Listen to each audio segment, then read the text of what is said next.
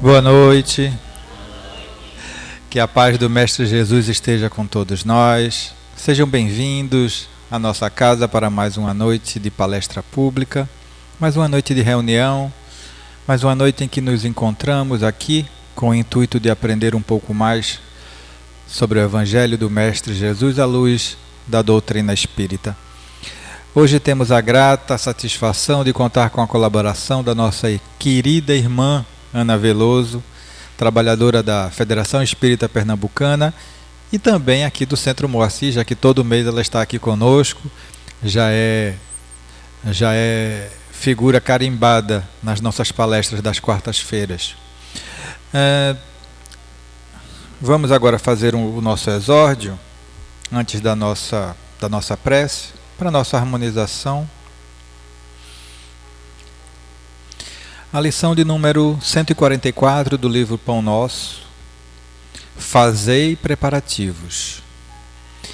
Então ele vos mostrará um grande cenáculo mobiliado. Aí fazei preparativos. Jesus em Lucas capítulo 22, versículo 12.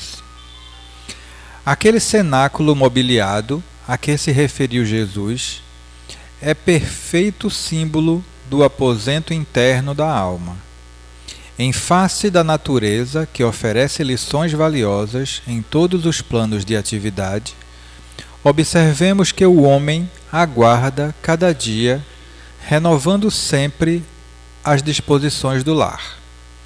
Aqui, varrem-se detritos, acolá ornamentam-se paredes.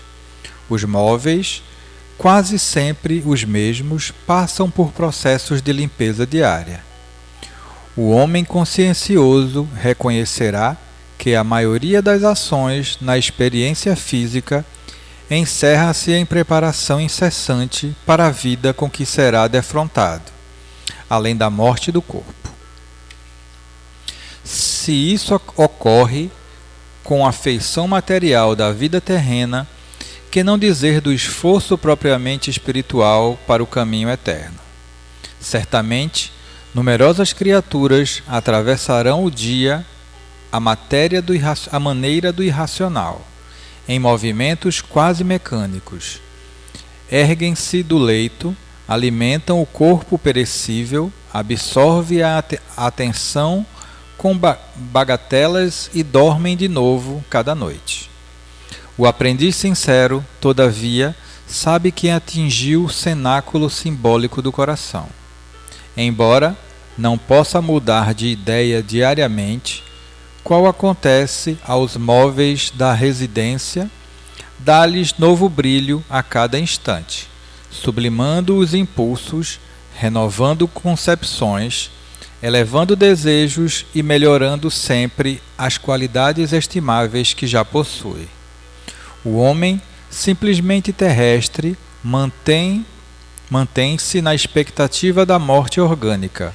O homem espiritual espera o Mestre Divino para consolidar a redenção própria.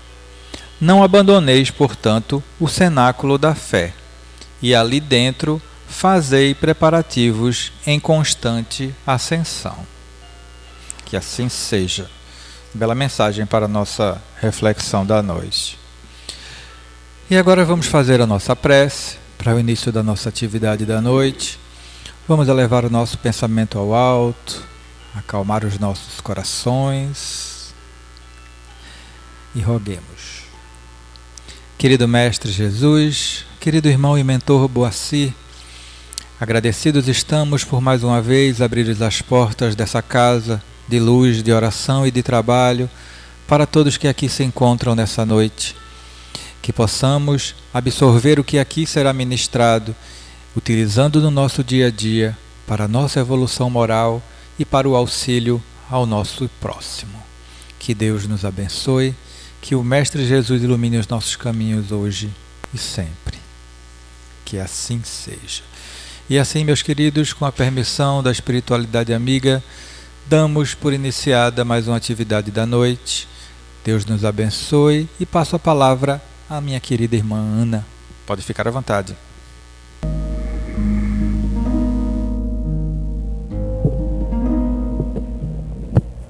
Boa noite. Tudo bem, gente? Boa noite.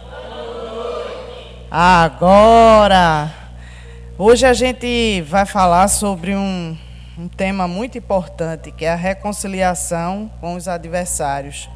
Desdobramento do tema do perdão, que sempre está ao meu lado, aqui nessa casa e na vida, né? Agradecer o convite mais uma vez, dizer que essa casa também é minha e eu já me sinto muito acolhida pela espiritualidade e por vocês.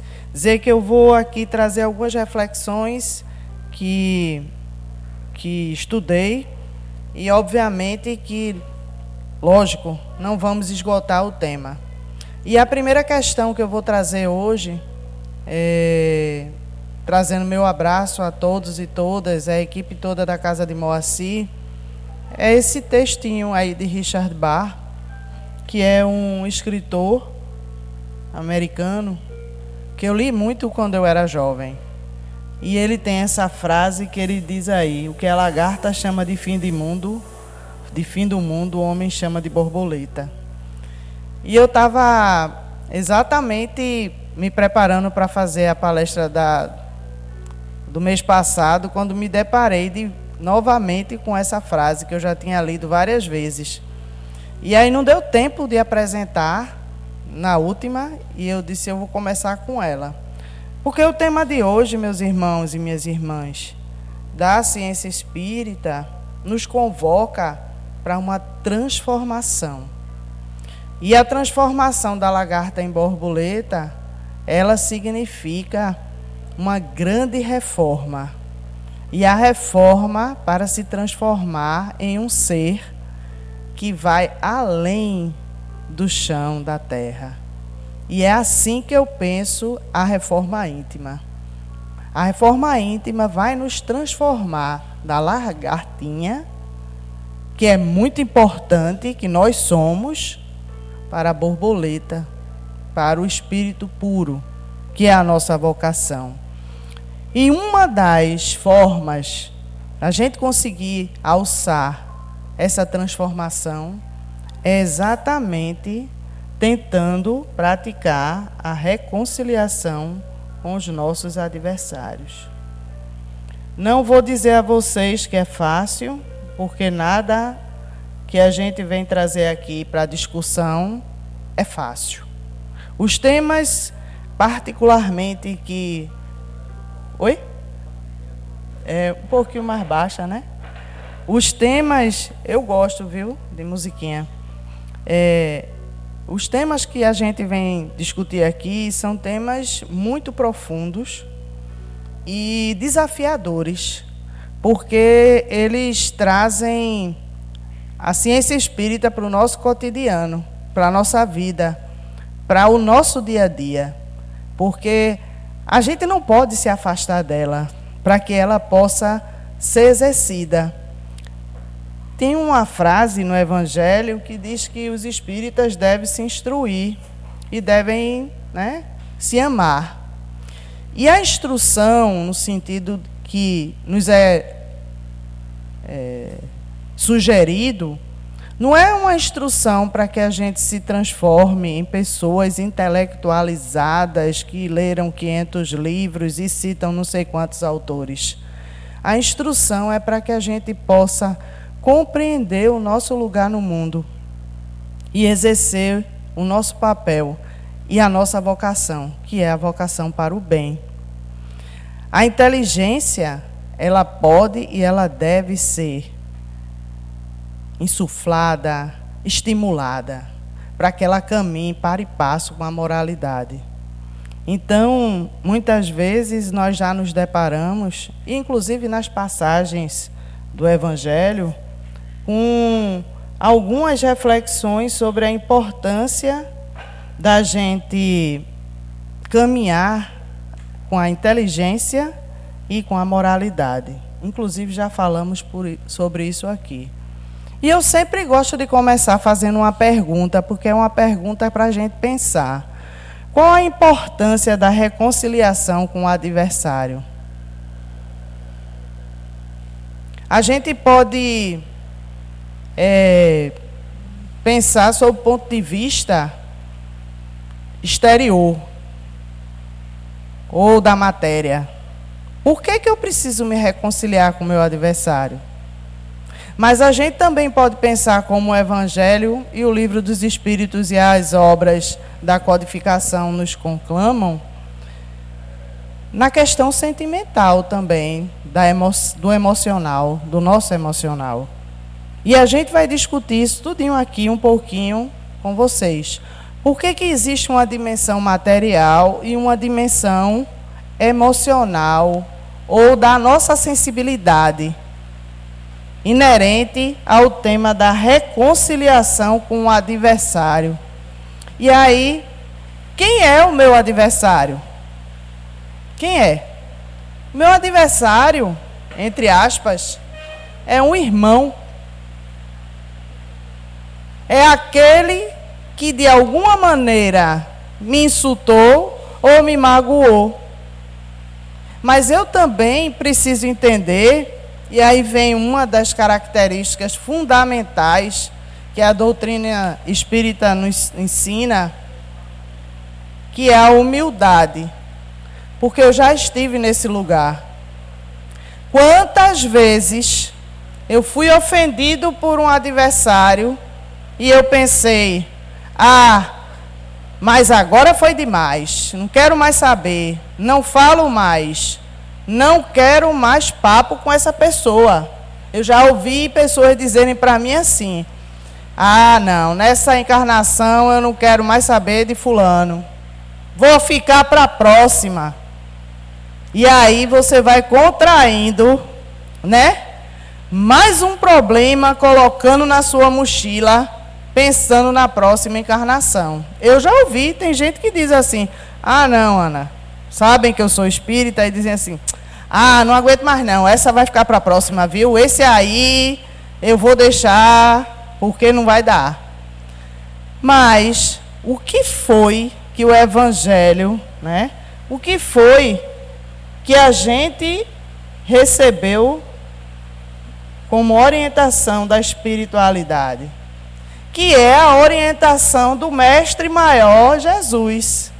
Que a gente deve se reconciliar o mais depressa possível com o adversário, enquanto a gente estiver com ele no caminho, tá? Para que ele não vos entregue ao juiz. Está mexendo sozinho? É tu. Pensei que fosse a espiritualidade, porque fenômenos acontecem. Então, enquanto estás com ele no caminho, o que é que significa o caminho? No dia a dia, no lado a lado, no local de trabalho, na família, vizinho, a vizinha, né? O filho, a filha, o irmão, o pai, enfim. Enquanto a gente estiver com ele na encarnação em que a gente está vivendo hoje. Porque muitos pensam assim, mas esse problema vem de outras encarnações com aquela pessoa. Nem sempre é. Às vezes é fruto das nossas próprias imperfeições e das imperfeições alheias, daqueles que convivem com a gente hoje. Não é necessariamente algo que vem de milênios. Das primeiras encarnações até hoje, eu venho com aquela pessoa agarradinho comigo ali e a gente continua sem dar certo. Nem sempre é. Às vezes a reforma íntima faz com que a gente evite determinadas situações que vão nos trazer problemas com os outros. Um pouquinho de reflexão faz com que a gente, às vezes, pense 1, 2, 3, conte até 10 e evite um problema. E aí, vem aí, Mateus, o Evangelho de Mateus, para que ele não vos entregue ao juiz. Quem é o juiz, minha gente? O adversário vai nos entregar ao juiz. Eu estava estudando sobre isso e vi uma reflexão belíssima sobre quem é o juiz. Para que o juiz não vos entregue ao ministro da justiça e não sejais metido em prisão. Parece que ele está dizendo para a gente algo que acontece no mundo real. Se a gente, estou falando no mundo material, se a gente cometer um equívoco, a gente pode ser entregue ao juiz, que vai ser julgado, né? Aí vem o ministro da Justiça e vem a prisão. O juiz é a nossa consciência. Por quê? Onde estão escritas as leis morais? Na nossa consciência.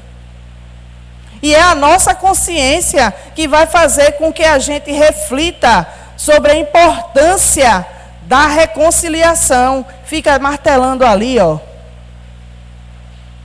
Ah, mas eu arenguei com fulano. E é assim, gente. Toda vez que eu venho fazer a palestra, a semana anterior à palestra, ela é muito desafiadora para mim. Muito. Geralmente acontecem coisas inusitadas. E ontem aconteceu uma coisinha no meu trabalho, na sala de aula, né? Eu sou professora e quase que eu arengava com os meus alunos. Aí na hora eu disse, olha, não vou arengar com os meus alunos. No final da aula eu disse, minha gente, porque eu passei um trabalho e eles não queriam fazer. E precisa fazer. Porque a minha obrigação está lá na disciplina, tem que fazer, tem que passar por essa etapa. Eu tenho responsabilidade com o meu trabalho, né? Moral, com a educação dos estudantes, com a preparação para o mercado.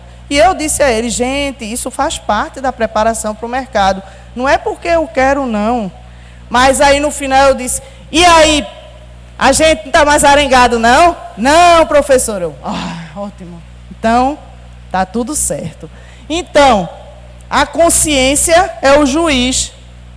E a prisão, minha gente? A prisão é o quê?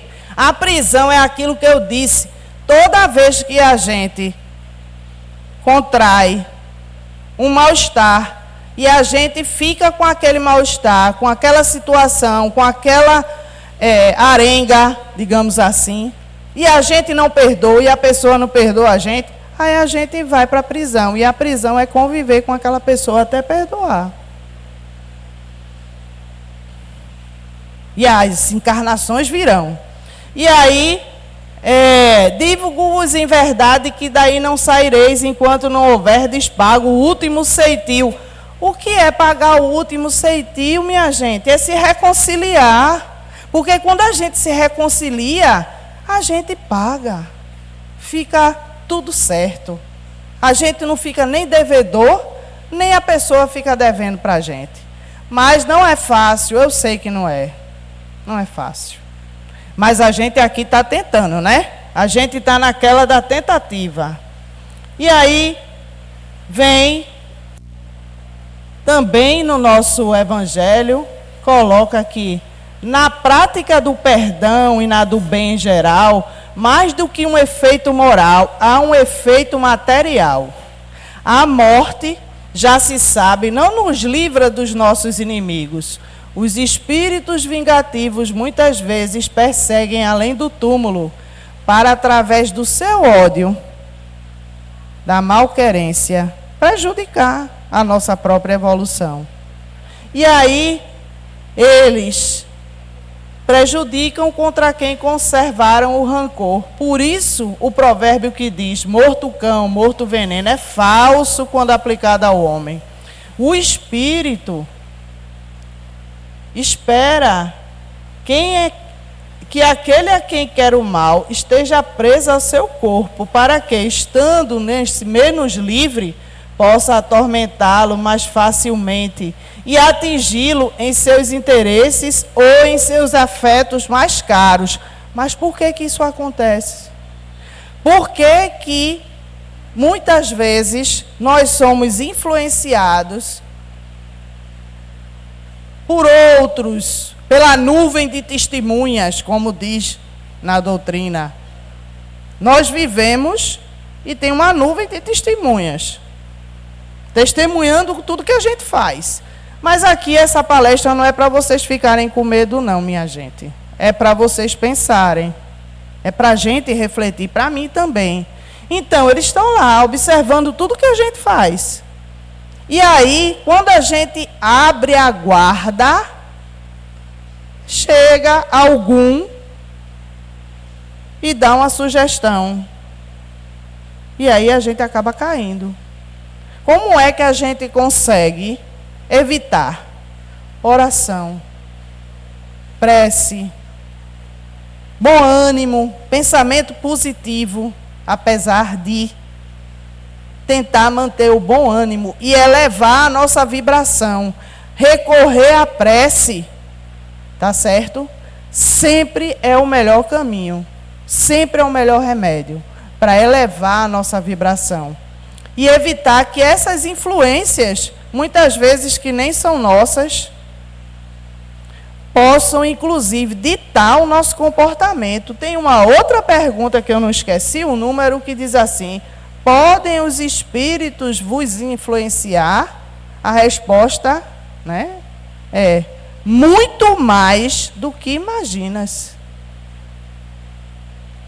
Em alguns momentos de nossa existência material, eles controlam as nossas próprias atitudes. E a gente vive num mundo que nos exorta à liberdade, ao livre-arbítrio. Mas o livre-arbítrio nós temos. Mas a gente se deixa influenciar. E não é somente pelo encarnado não, viu? É pelo desencarnado. Que está ao nosso lado e às vezes consegue nos influenciar. E aí é preciso enxergar nesse fato a causa da maior parte dos casos de obsessão. Sobretudo aqueles que apresentam uma certa gravidade, como subjugação e a possessão. Daqui a pouco eu explico. O obsidiado e o processo são, portanto, quase sempre vítimas de uma vingança anterior, a qual provavelmente deram espaço devido à sua conduta. Ou seja, quando a gente se afasta da caridade, quando a gente se afasta do bem, a gente pode escorregar e aí incorrer numa prática não muito boa. E isso também vai abrir as portas para que a gente seja influenciado. Eu aqui não estou querendo dizer que tudo que as pessoas fazem no mundo que seja contrário à caridade, seja porque tem espírito influenciando, não. Eu não estou dizendo isso. O que eu estou dizendo é que aqueles com os quais nós sintonizamos a nossa vibração com eles estão do nosso lado. E aí eu vou contar uma historinha bem interessante de um amigo meu, que ele foi para ele me contou, né? Não sei nem se eu contei isso aqui já. Ele foi para um restaurante, chegando lá, ele é espírita, viu? Ele é espírita. Aí ele foi para um restaurante, chegou lá, tomou umas bebidas alcoólicas. Aí depois ele saiu desse restaurante, aí foi para outro, tomou outras bebidas alcoólicas. Chegou ao ponto de ficar um tanto quanto tonto, né? Mais para lá do que para cá. E aí ele foi para casa, finalmente levaram ele para casa. E ele não se lembra como foi que ele chegou em casa, como foi que ele se deitou para dormir. Aí foi uma amiga que teve piedade dele e levou ele para casa, botou ele na cama e foi-se embora. No outro dia ele acorda, ainda sob efeito, e diz que quando ele chegou na cozinha da casa dele, a casa anterior, tinha uma prateleira cheia de bebidas que ele ganhava de presente. Uma pessoa viajava para um canto, aí trazia um, aí a outra viajava para um canto, trazia outra. E aí ele tinha uma prateleira lá, cheia de bebidas. E aí ele disse que quando acordou, um pouco tonto ainda, que chegou na cozinha, a prateleira caiu, do nada. Caiu e quebrou, todas as bebidas quebraram, tudo. Ele disse: Ana, foi uma coisa absurda. Eu cheguei na cozinha, quando eu olhei, a prateleira caiu assim, foi garrafa, foi vidro, foi para todo canto. Aí eu disse a ele: tu já sabe o que foi, né, querido? Tu parasse e eles queriam mais, porque eles estavam do teu lado. E tu parasse. parasse. Tu ficasse de um restaurante para o outro, parasse. Quando tu chegasse em casa, fazia um tempo que tu estava dormindo. Quando tu acordasse, eles queriam mais. Ele disse, eu pensei exatamente isso.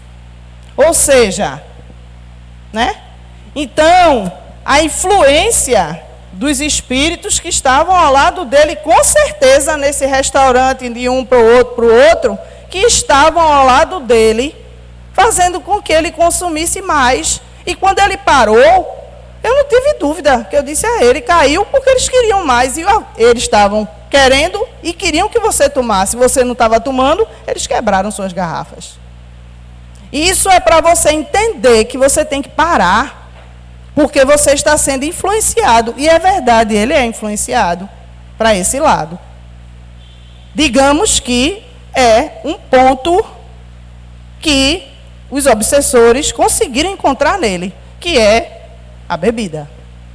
Então, o obsidiado e o possesso são, portanto, quase sempre vítimas de uma vingança anterior, a qual provavelmente deram espaço devido à sua conduta. Com a conduta dele de exagerar na bebida alcoólica, ele está dando espaço exatamente para essas influências. E essa história, quando ele contou, ele disse, vou contar a outra pessoa que é espírita. Eu disse, pois conte. E os efeitos da prática do perdão, como a gente viu ali. O efeito moral, ele renova os sentimentos. Quando a gente perdoa, parece que sai das costas da gente uma mochila pesada. E também tem o efeito material. Por quê? Porque a gente não vai levar aquilo para a próxima. A gente não vai continuar com aquele peso, com aquela situação, convivendo com aquilo. As imagens todas que eu pesquiso sobre o perdão mostram libertação. É como se a gente se libertasse de um fardo. E aí, não é só a gente que se liberta quando a gente perdoa. É aquele também que é perdoado. Mas aí eu pergunto a vocês, por que é tão difícil perdoar e se reconciliar? A gente não quer que Deus perdoe a gente toda noite vai lá, faz a oração, né? O Pai Nosso que estás nos céus. Não é isso? E por que é tão difícil quando é a nossa vez da gente praticar o perdão, de tentar se reconciliar? Pensem sobre isso. Aí, gente, vem uma história que eu vou contar para vocês, que é a história, o breve relato de uma situação familiar da família do irmão Acácio. Essa história, ela está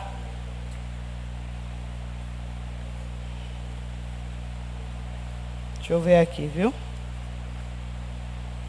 No livro Relatos Espirituais de N. Wedding, que ele é da Fraternidade Espírita Irmão Glaucus. Ele era de lá um trabalhador muito abnegado, já está no plano espiritual, e ele escreveu esse livro. E eu estava lendo o livro e pensando nas nossas discussões aqui. E tem um caso que ele relata, porque ele relata nesse livro vários casos muito interessantes. Se vocês quiserem, tem ele em formato eletrônico, eu posso passar para o irmão e ele passar para vocês. E um deles é Ação e Reação, é o título. Que é o seguinte, a equipe espiritual e a equipe material da Casa Espírita, né, lá de Belo Horizonte, eles faziam visitas nas casas das pessoas nos anos 70. E eles iam, às vezes, porque tinha pessoas, familiares, enfermos, com dificuldades, e a casa tinha um serviço que era de visitar. E aí, visitar aqueles que não podiam, muitas vezes, se locomover até a casa espírita. E aí, nessa visita, eles foram na casa do Glaucus, né? Na casa do irmão Acácio. E na casa deles, eles tinham 3 filhas e eram jovens. Lúcia, Ana e Alice, esse caso é real, e elas sofriam com epilepsia desde os 11 anos de idade, as 3, né? E há muitos anos que elas sofriam com crises de epilepsia, que elas ficavam em casa o tempo todo, elas não conseguiam estudar, elas não conseguiam vivenciar, né, a sua própria existência, porque eram crises muito severas e elas eram tratadas com medicamentos muito fortes. E aí, um tratamento que elas faziam com os médicos, né, eram com narcóticos, para poder acalmar as crises. E aí, as crises violentas e diárias atormentavam a vida das meninas e dos pais, que já não sabiam mais o que fazer, além de dopar as meninas para que elas pudessem nem se machucar com as crises, né? E aí as visitas daquela fraternidade espírita se prolongaram por alguns meses. Em uma dessas visitas, uma das jovens se exteriorizou, ou seja, o espírito dela saiu do corpo e conversou com a equipe espiritual, que estava lá para aplicar passes. E ela falou em espanhol, e ela relatou que as 3 irmãs, tá certo? Em uma outra vida, numa outra encarnação, esse relato dela, elas foram freiras em um convento. E enquanto elas exerciam esse poder, elas tinham um poder também disciplinador. E elas praticavam, né, determinadas punições para aquelas pessoas que viviam ali no convento, a ponto de agredir as pessoas, violentar, e alguns deles, inclusive, vieram a óbito pelos castigos que elas impunham a essas pessoas. E aí o que acontece? Acontece, meus irmãos, que os espíritos que elas torturaram enquanto eram freiras naquela encarnação eram exatamente aqueles que estavam lá na casa delas, anos e anos depois, fazendo com que as 3 tivessem uma vida sofrida. E aí esses irmãos foram, inclusive, levados, para encurtar a história, para a própria casa espírita e foram tratados. E as meninas, com o tratamento espiritual, começaram a ter uma vida. Passaram a sair de casa, passaram a frequentar o próprio centro.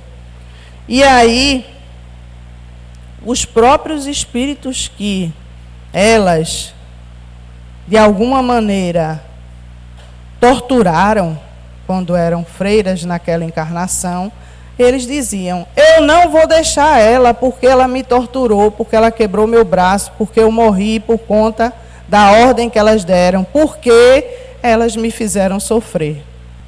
E foi preciso um trabalho de anos com esses espíritos na casa espírita para que eles pudessem deixar aquelas 3 irmãs viverem e começassem a exercitar o perdão.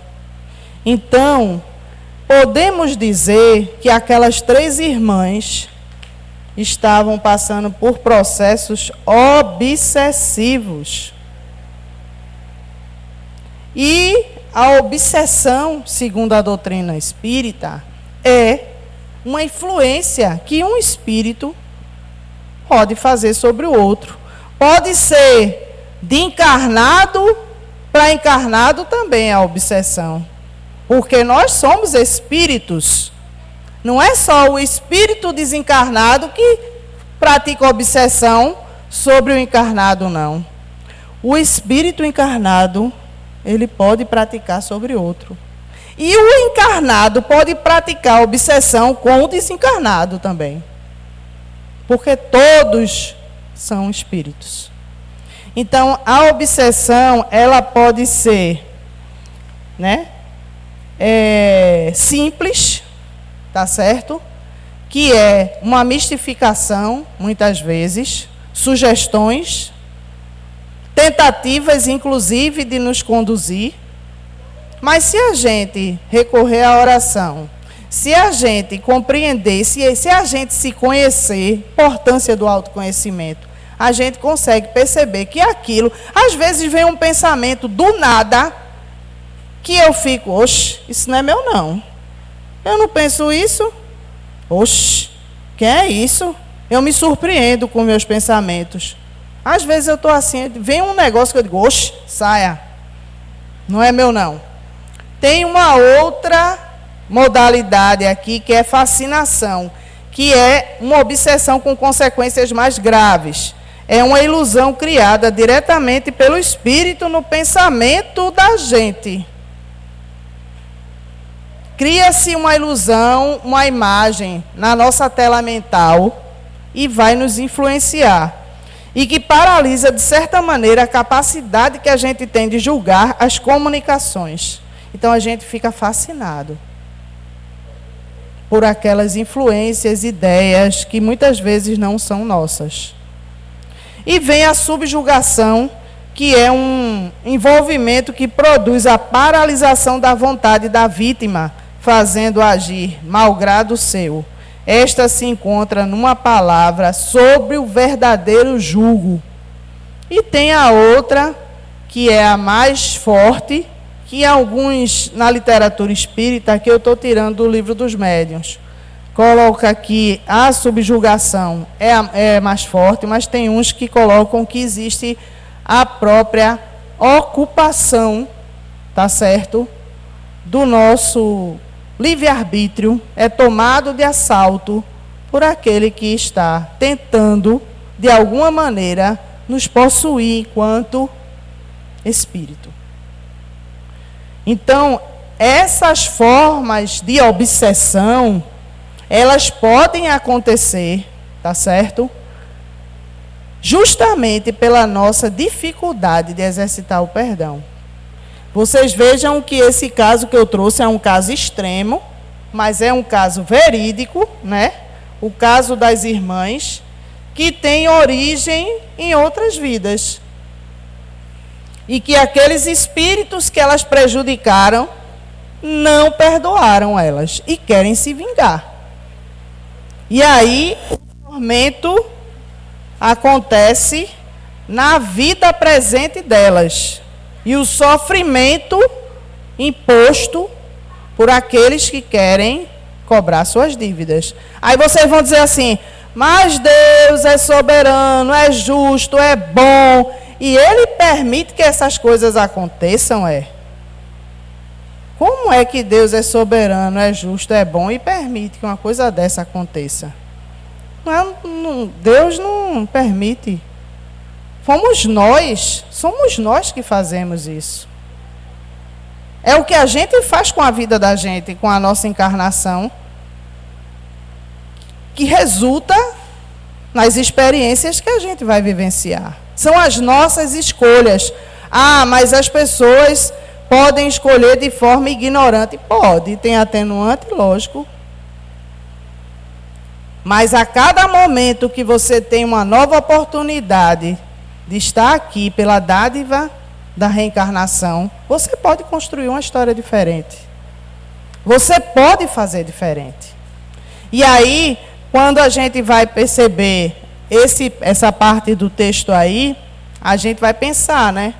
Do ponto de vista da sua tranquilidade futura, importa, pois, reparar o mais depressa possível os erros que se cometeu para com seu próximo e perdoar a seus inimigos, a fim de extinguir, antes de morrer, menino, o povo hoje não dorme, todo motivo de dissensões, toda causa fundada de animosidade ulterior, tá certo? Por esse meio de um inimigo encarnado neste mundo, pode-se fazer um amigo no outro. Ao menos fica-se do lado do justo direito.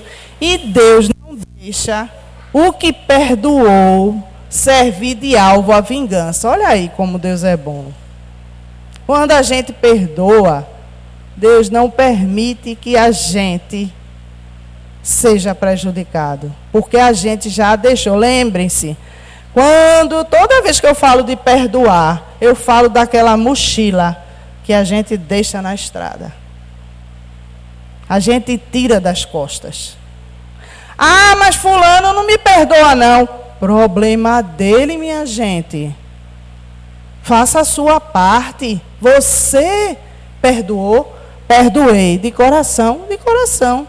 O outro é com o outro.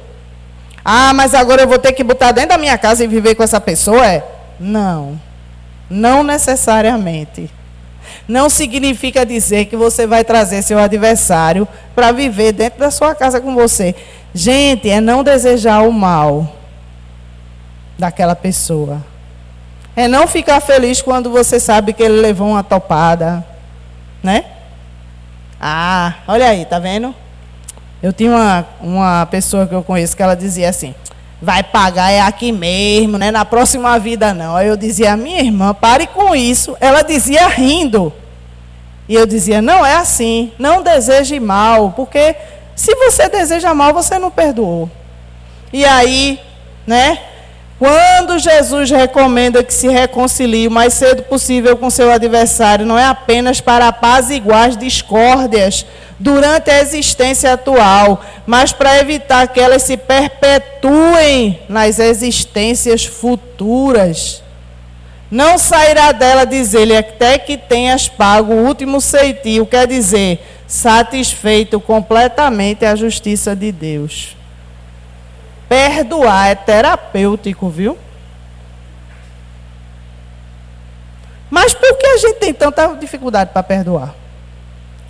Porque, minha gente, nós ainda somos espíritos assaltados pelas chagas do mundo, que é o orgulho, a ira, o egoísmo, a impaciência, a intolerância, a vaidade.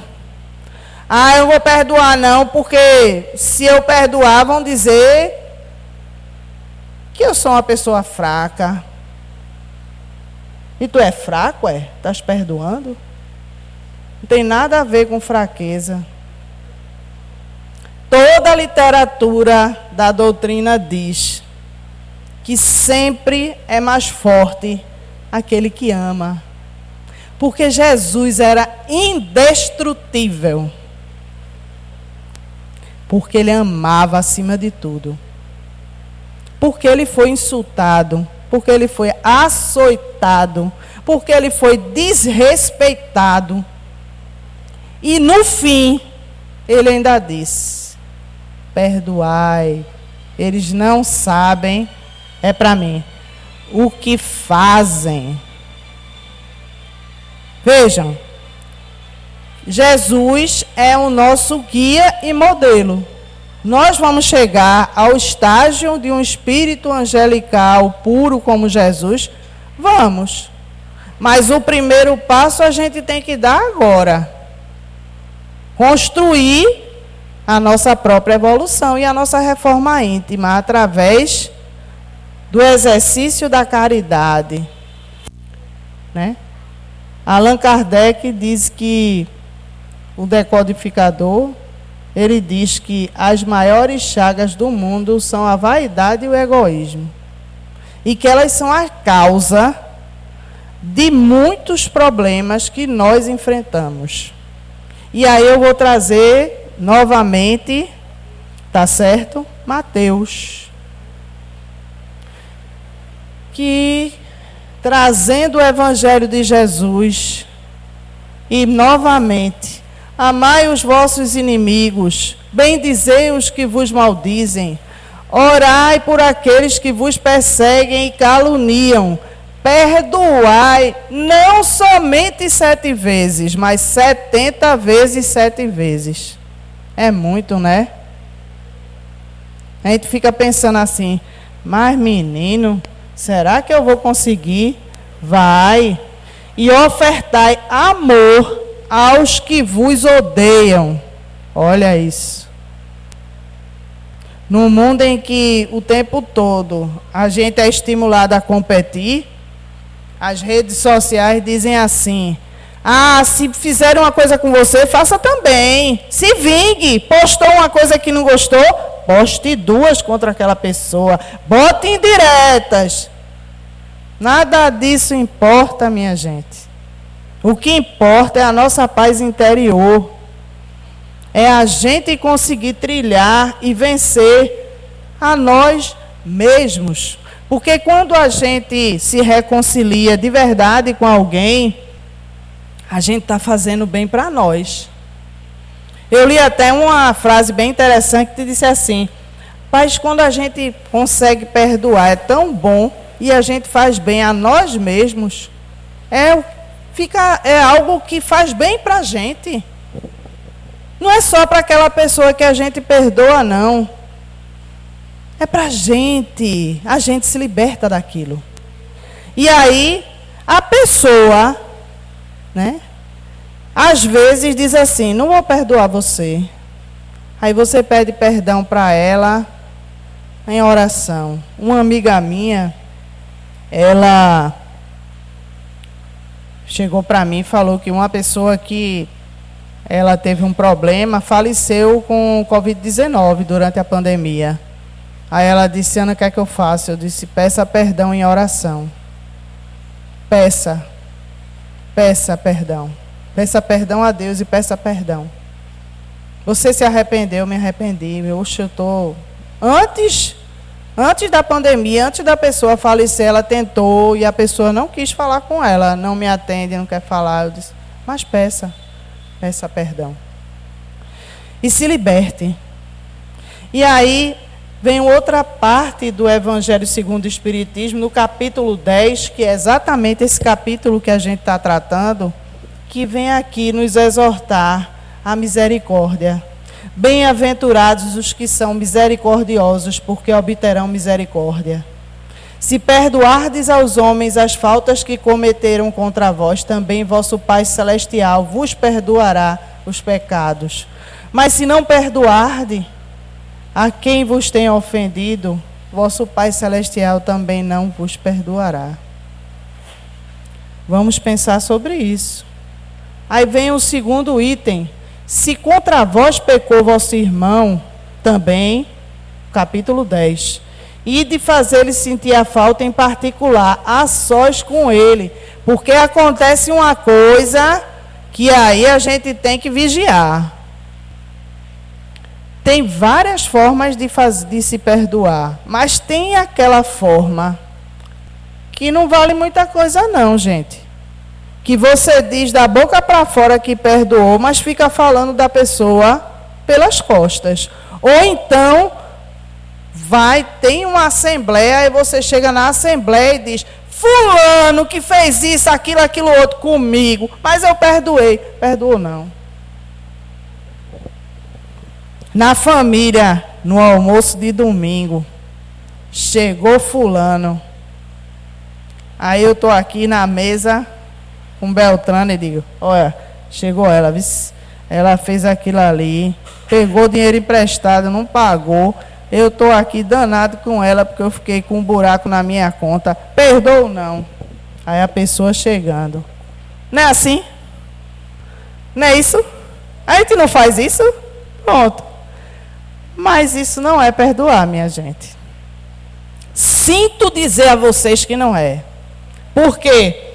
Porque a gente, quando perdoa, a gente passa para um patamar que se chama o esquecimento de si próprio.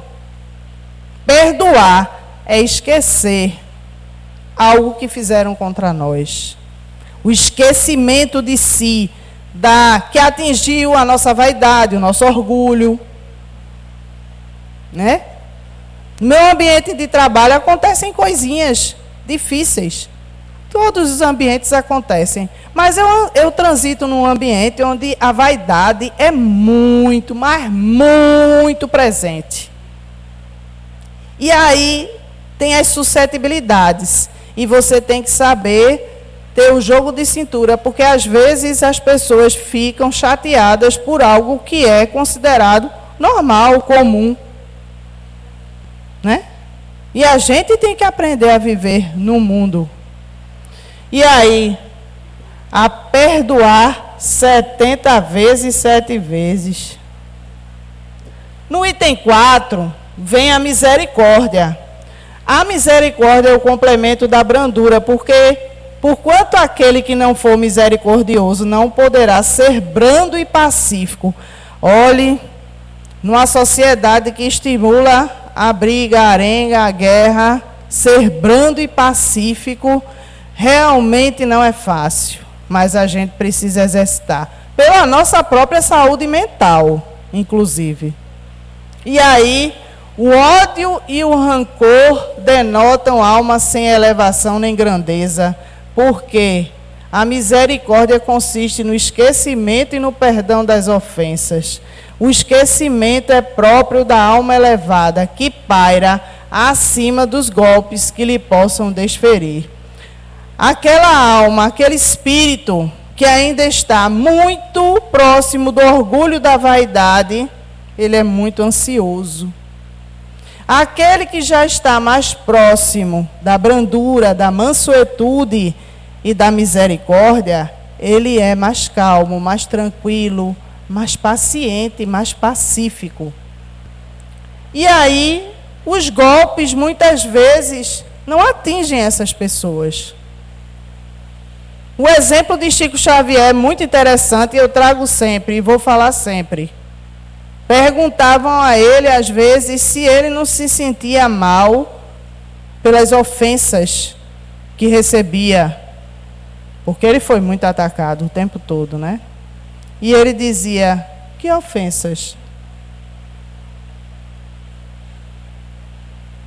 Porque ele não se melindrava com coisas pequenas, porque ele tinha uma missão que não permitia que ele ficasse chateado porque alguém disse que ele fez a psicografia e que ele estava roubando os direitos autorais de um autor, não sei quem, parará, parará. Ou de que não existia nada daquilo do que ele estava falando. Ou as cartas consoladoras não eram dos espíritos, ele inventava. Como várias coisas que falaram dele. E ele simplesmente era aquela alma que sabia que tinha muito a fazer e não podia perder tempo com isso, com coisas pequenas. Então, o que eu já falei, mas agora eu vou intensificar aqui. A gente também tem que se perdoar. Não dá para viver arrastando corrente a vida toda. Quando eu era criança, menina, quando eu era criança eu era tão ruim, eu puxava o cabelo dos meninos, eu derrubava na bicicleta, eu roubava as bolas de gude do outro. Minha gente, se perdoem por isso. Eu estou trazendo uma coisa banal, mas é porque a gente precisa se perdoar. O auto-perdão. Eu cometi um erro? Foi. Foi ruim? Foi. Machuquei? Foi. Errei, me arrependi, pedi perdão, vida que segue. Não vou mais fazer isso. Vou me tratar, vou me retratar comigo e vou evitar. E o perdão ao próximo é a excelência da caridade. E fora da caridade não há salvação. Sonhei com esse momento. Sonhei com esse momento aqui, porque fora da caridade não há salvação. E perdoar ao próximo é a excelência da caridade. E quando a gente perdoa, minha gente, a gente aprende com o próximo a disciplinar nós mesmos, porque imagine o que é toda hora você se chateando porque uma pessoa faz isso, faz aquilo. Não, a gente tem que se disciplinar e olhar para as coisas mais importantes da vida. Às vezes, aquela chateação momentânea é por algo tão fútil, tão banal, que a gente pode passar por aquilo. Fazer o bem sem esperar recompensas, esquecer as ofensas, é próprio de um espírito que muito ama. Porque quando a gente é tomada pelo amor, quando a gente vive o amor, quando a gente vive como se tivesse transportado até para fora do nosso corpo físico, pelo amor. Eu costumo dizer às pessoas que eu amo até o coração, é como se o coração estivesse explodindo. Eu digo isso. Meu coração está explodindo, porque é uma emoção tão boa, tão bonita, tão forte, que me faz sentir como se eu estivesse fora de mim. E eu acho que vocês experimentam isso. Imaginem o quanto a gente não já evoluiu, porque a gente, espírito imortal, criado simples e ignorante, a gente desenvolveu a capacidade de amar. Imagine, na nossa estrada evolutiva, o quanto a gente não já caminhou. A gente já tem a capacidade de amar, minha gente.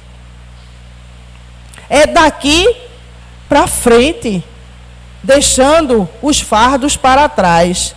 E aí, os efeitos do perdão proporciona paz espiritual, equilíbrio emocional e clareza mental. Alivia o mal-estar interior, trazendo alívio à alma. Aproxima a gente de Cristo, que assumiu nossas culpas e nos perdoou. Oferece ao ofensor a chance de arrependimento e reparação. Permite que você se liberte do peso da mágoa e do rancor. Te ajuda a seguir adiante. Benefício maior a quem perdoa. Te ensina a vencer a si mesmo. E faz com que a gente saia daquele lugar do coitadinho, da vítima. Ah, não, eu sou a vítima. Fulano fez isso comigo.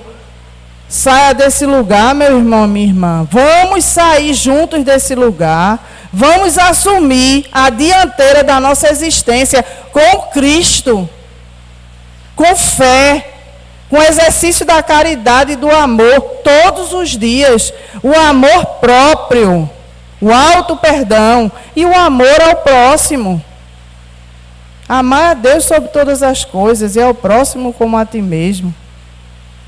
Foi isso que ele nos disse. Então, vamos exercitar o perdão como uma forma de amor. Amor por nós e pelo nosso próximo. E aí, gente, me caminhando já para o final, eu vou trazer para vocês aqui uma historinha do momento espírita. Só um minuto. Márcio, por motivos comerciais, acabou atraindo a ira de um ex-companheiro que passou a agredi-lo gratuitamente.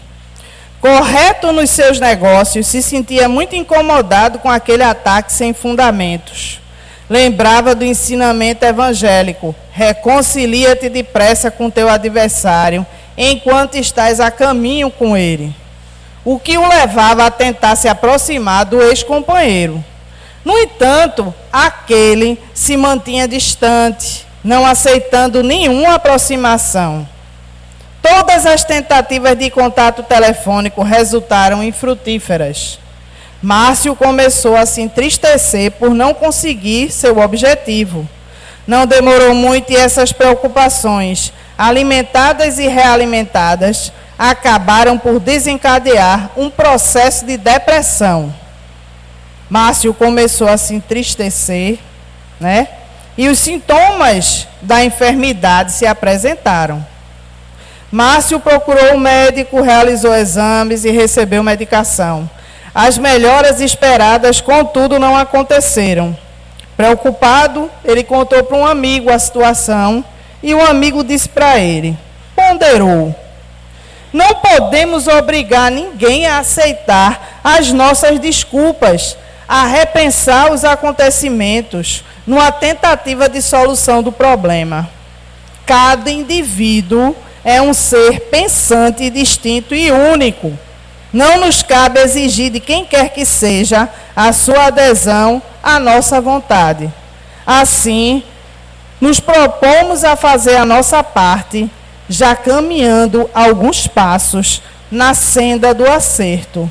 Se o outro não entendeu, ou não deseja colaborar, o problema deixa de ser nosso. Márcio sentiu, ao ouvir esse amigo, sentiu uma luz adentrar o pensamento e ficou mais tranquilo, se descontraiu. Necessário termos ouvidos de ouvir.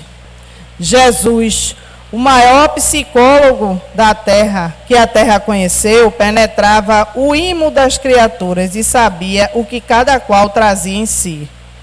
Deixou-nos lições que se fazem a cada dia mais atuais à compreensão dos homens. Ao sugerir a reconciliação, nos estimula a paz. Portanto, quer dizer que devemos sim buscar a reconciliação com o outro, fazer a nossa parte. Se o adversário se mostra persistente, resistente, vamos respeitar a sua posição. Cada qual enxerga a vida pelo seu prisma particular e nem sempre conseguimos compreender nossos semelhantes. Façamos hoje o nosso melhor, auxiliando a todos sempre que nos surgir a oportunidade. E aí, vamos tranquilizar nossa própria consciência. Se o adversário desdenhar de nossas boas intenções, o problema passa a ser somente dele. E aí, vamos ficar em paz. Em paz com o mundo, em paz conosco, em paz com Deus e a espiritualidade. Que a gente consiga exercitar o perdão, que a gente consiga se reconciliar com aquelas pessoas que a gente ama, porque no fundo existe amor. E a gente não consegue. Aquelas pessoas que a gente gostaria muito, muito de dar um abraço, a gente dê esse abraço em prece, em pensamento. E que a gente consiga ficar em paz. E aí eu me despeço de vocês agradecendo e dizendo que a primeira pessoa que precisa se reconciliar sou eu. Muito obrigada, boa noite.